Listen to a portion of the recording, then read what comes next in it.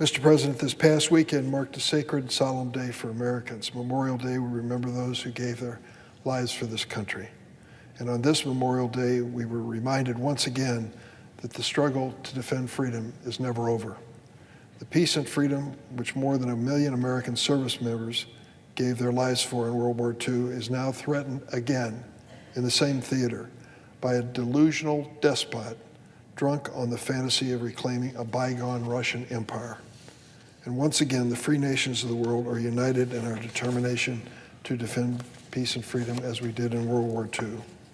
Over the last 2 weeks, the world witnessed stark contrast between a dictator seeking to crush democracy and leaders determined to defend it. We saw Ukrainian President Zelensky travel to the Arab League summit in Saudi Arabia and eloquently argue that nations cannot sit on the sidelines during Russia's brutal war of aggression. He said, and I quote, "Unfortunately, there are some in the world and here among you who turn a blind eye to illegal annexation. I am here so that everyone can take an honest look, no matter how hard the Russians try to influence." These were courageous and wise words to an important audience. Saudi Arabia did the right thing by inviting President Zelensky to address the Arab League, and it could do more to rehabilitate its international image by helping Ukraine.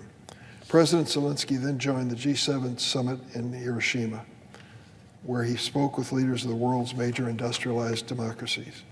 It is worth remembering that Russia was kicked out of that organization, what was then called the G8, nearly 10 years ago for its initial unprovoked invasion of the Crimea region of Ukraine.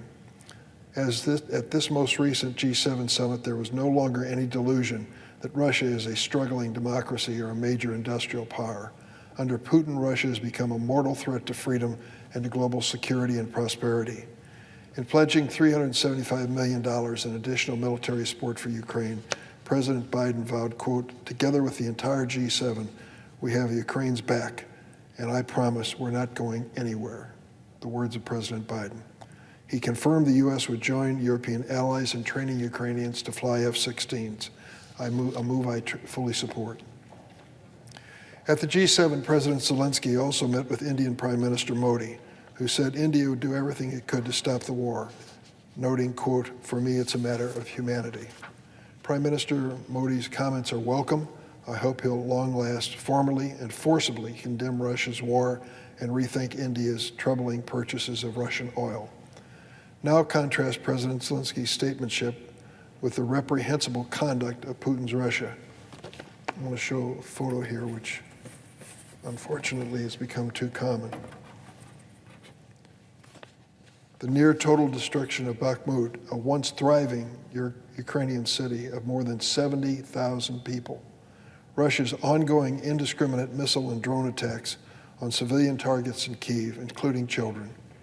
Putin's continued cowardly jailing of anyone in Russia who dares to speak out against him or his illegal war, including Vladimir Kara-Murza, Alexei Navalny, and more than 500 other innocent political prisoners. The courageous the outrageous hostage-taking of Wall Street Journal reporter Evan Gershkovich, whose only offense is daring to report the truth about the rot inside Putin's Russia. Mr. President, the prisons in Russia are not large enough to hide the truth forever.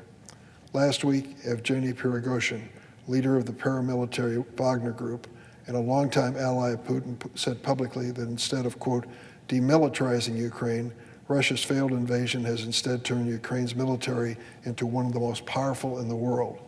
That was a quote from the head of the Wagner Group. So let me reiterate on the Senate floor for Vladimir Putin and his enablers.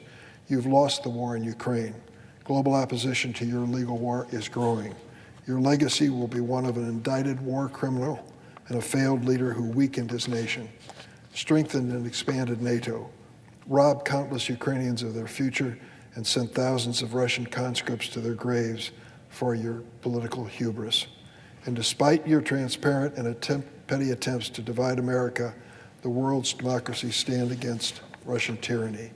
The overwhelming majority in Congress of both political parties understand this. President Biden understands it. Putin's warped Soviet nostalgia blinds him to the warning of President Ronald Reagan, who said, "It is the Soviet Union that runs against the tide of history," accurately predicting its place on the ash heap of history among other tyrannies. The Soviet Union failed, so will Vladimir Putin's bloody and delusional attempt to resurrect it. Mr. President, I yield the floor.